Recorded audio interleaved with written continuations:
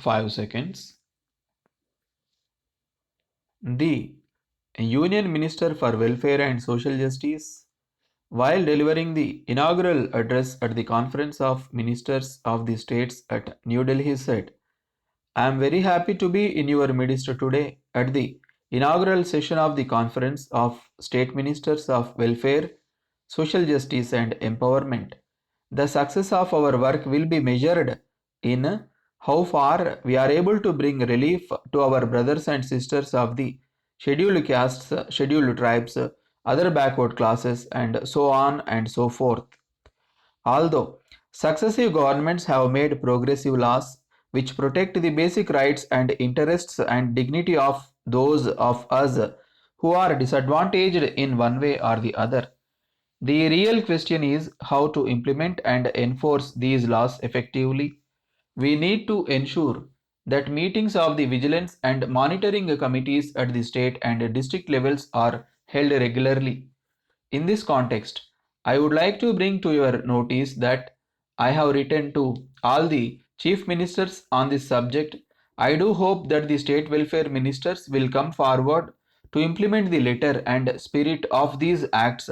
At the same time, I would like to urge all of you to take full advantage of central assistance which is available for this purpose and which includes setting up large number of special courts for speedy trial of such offences. I am to state that various steps are being taken up by our government to address the concerns of persons with disabilities, but I do recognize that we have to do much more in this regard. The expert group of the Ministry of Social Justice and Empowerment is drafting a new law in place of the present Act of Persons with Disabilities.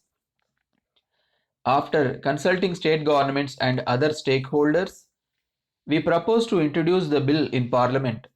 Steps have been taken to provide for the health care, security, and well being of our senior citizens. But in this regard, also, we need to do a lot more as well. We have increased tax and travel concessions for senior citizens. But as I said, much more needs to be done.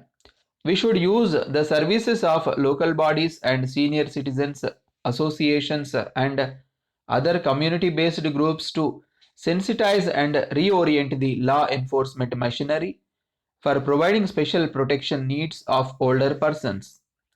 You are well aware that the scheduled caste subplan is our instrument to address the developmental gap between the scheduled castes and the general population.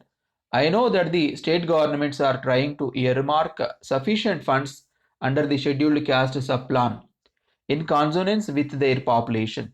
I take this opportunity to urge that state governments must, with all sincerity, prepare and implement this scheme so that benefits really go to those for whom they are truly intended. We are also working sincerely together to ensure an annual voluntary disclosure mechanism. The central government is planning to earmark a percentage of procurement from the micro, small, and medium public enterprises which are run by those who are disadvantaged. Friends, it is a significant fact that this conference is being organized at a time when we are on the verge of formulating the 13th 5 year plan. I therefore earnestly request all of you to review the progress so far made in these matters, which are of critical concern to our agenda of social justice. I would also urge you to identify areas which are lacking attention and recommend what you see as the road ahead for the 13th 5 year plan.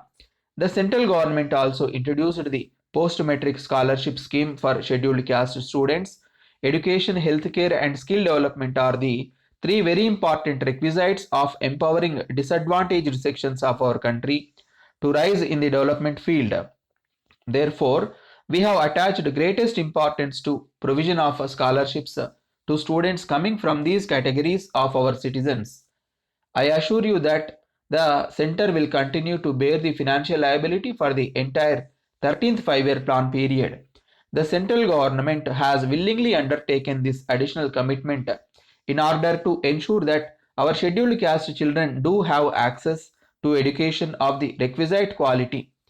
The state governments must, however, ensure that the benefits of the revised scheme not only reach the scheduled caste students but also do so in a transparent manner. With these words, I wish the conference all success and your deliberations will be useful and fruitful.